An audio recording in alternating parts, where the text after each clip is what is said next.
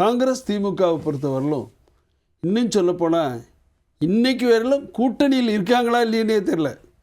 ஏன்னா கார்த்தி சிதம்பரம் ஒரு மாதிரி சொல்லிகிட்டு இருக்காரு, எங்கள் கரூர் நாடாளுமன்ற ஒரு சகோதரி அவங்க ஒரு மாதிரி சொல்லிட்டு இருக்காங்க. சொல்றேன் இல்ல, இந்த மாற்று கருத்து சொல்பவர்கள் கூட கூட்டணியில குழப்பம் அப்படின்னு சொல்லலையே சார்.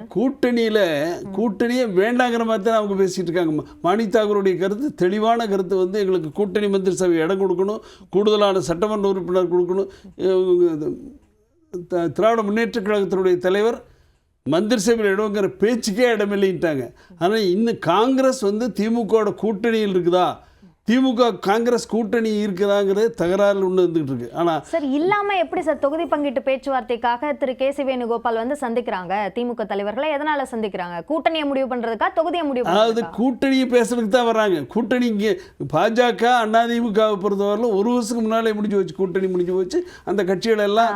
அதில் ஒரு கேள்வி இருக்குது சார். நீங்கள் சொல்லும் போதே சொன்னீங்க ஏற்கனவே பாஜக கூட்டணியில் கூடுதலாக அதிமுக வந்து இணைந்திருக்கு அப்படின்னு. அதுதான் அவங்க கேள்வி எழுப்புறாங்க. பாஜக கூட்டணியில அதிமுக வந்து இணைஞ்சிருக்கா, அதிமுக தலைமையிலான கூட்டணியில பாஜக போய் சேர்ந்திருக்கா, அப்ப கூட்டணிக்கு யார் தலைமைன்னு கேட்கறாங்க. இந்த கூட்டணி அதாவது வந்து என்டிஏ கூட்டணி என்பது அதிமுகவும் பாஜகவும் ஒன்றாக கலந்தது. இதில் இது சேர்ந்ததா அது சேர்ந்ததாங்கிறத விட இந்தி கூட்டணியை தோற்கடிக்க வேண்டும் என்ற ஒரே லட்சியத்தில் அமைக்கப்பட்டிருக்க கூட்டணி தான் அதிமுக பாஜக கூட்டணி.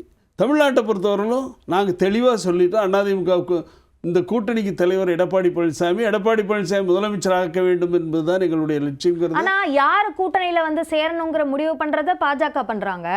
அதே மாதிரி கூட்டணியில சேர்ந்தவர்களுக்கெல்லாம் இடங்களை வாங்கி தருவதும் பாஜகவோட கடமையாக மாறிடுச்சு. ஆமா, தாங்க ஒரு கட்சி கூட்டியாரோ அந்த கட்சிக்கு செய்ய வேண்டிய கடமை தானே.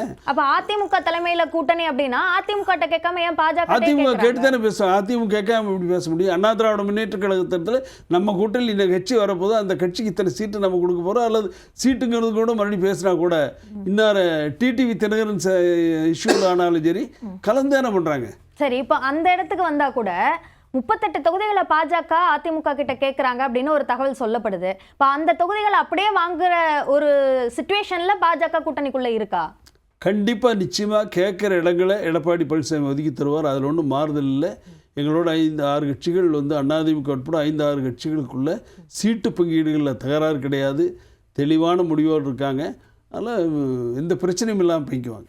சரி, ஓகே, கேட்போம். திரு இதேதுல்லா, நீங்கள் அதிமுக பாஜக கூட்டணியை பார்த்து வைக்கிற முக்கியமான விமர்சனமே என்ன அப்படின்னா, அதிமுகவுக்கான தொகுதிகளையே பாஜக தான் ஒதுக்கணுமோ, அந்தளவுக்கு அதிமுக பாஜக பேச்சை கேட்டு நடக்குதோ அப்படின்றது தான்.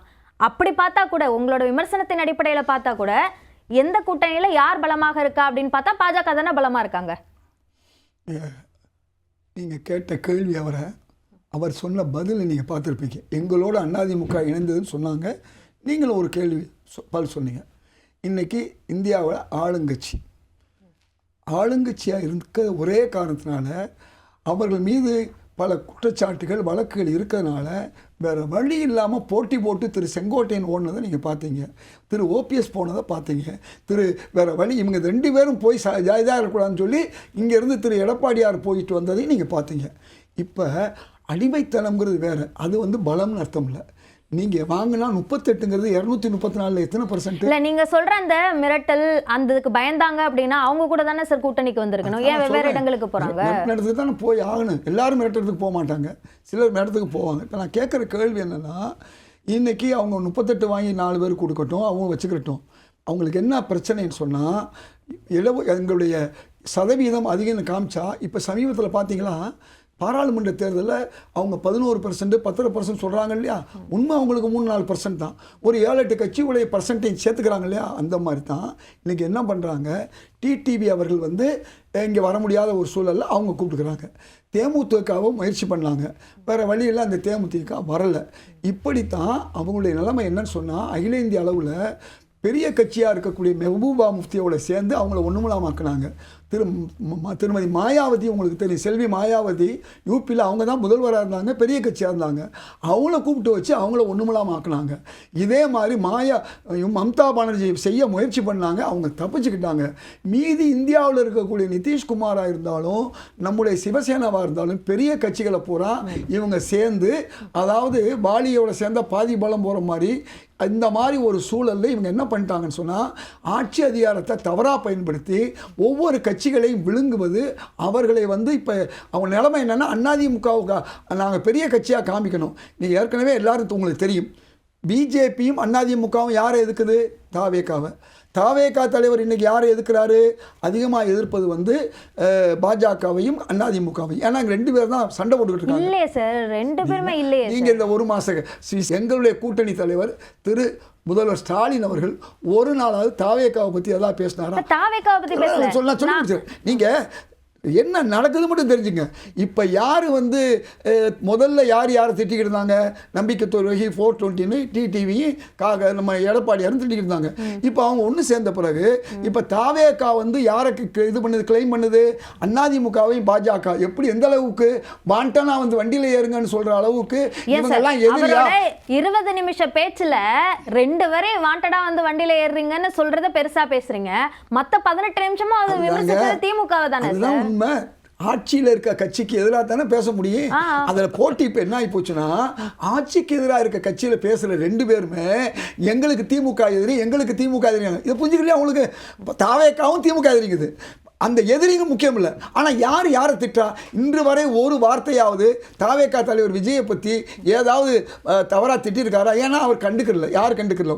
முதல்வரோ. அதில் இன்னொரு கேள்வியும் இருக்கு சார். தாவேகா தலைவர் விஜய் காங்கிரஸ் விமர்சிச்சிருக்காரா? விமர்சிக்கவே இல்லை. நான் என்ன கேட்குறேன், ஏன் எங்களை விமர்சிக்கிறாங்க? அது விஷயம். நாங்கள் வந்து ஒரு நல்ல விஷயத்துக்காக வேண்டி, ஜனநாயகன் பட விஷயத்துக்கு, அது ஒரு பொதுவான விஷயத்துக்கு இந்தியாவுடைய இருக்கக்கூடிய தலைவராக ராகுல் காந்தி கேட்குறாரு.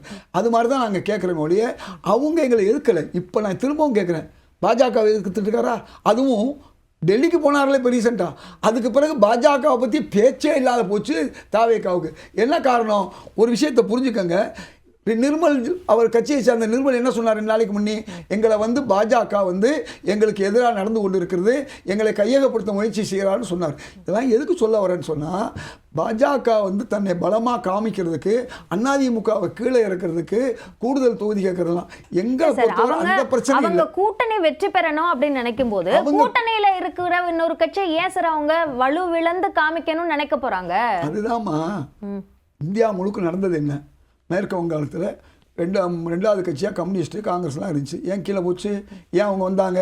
அப்போ எந்த கட்சியோட கூட்டணி சேர்ந்தாவது நாம் 2வது இடத்துக்கு போகணுங்கிறது அவங்க. என்ன மகாராஷ்டிராவில் என்ன நடந்துச்சு உங்களுக்கு தெரியாதா?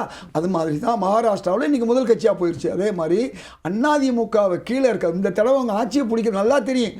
200க்கு மேற்பட்ட இடங்களில் திமுக காங்கிரஸ் கூட்டணி வலுவாக இருக்கு, வெற்றி பெறும் தெரியும் அவங்களுக்கு. அது பிரச்சனை இல்லை. நாளைக்கு 10 இடம் அதிமுக வந்தால் நாம 11 இடம் வரணும். அந்த 11 நம்ம தான் வரணும் அவசியம் இல்லை. இவங்க கூட்டணி கேட்குறாங்க இல்லையா, அவங்களையும் சேர்த்து ஒரு 11 ஆகிட்டா நல்லா இருக்கும்னு அவங்க நினைக்கிறாங்க.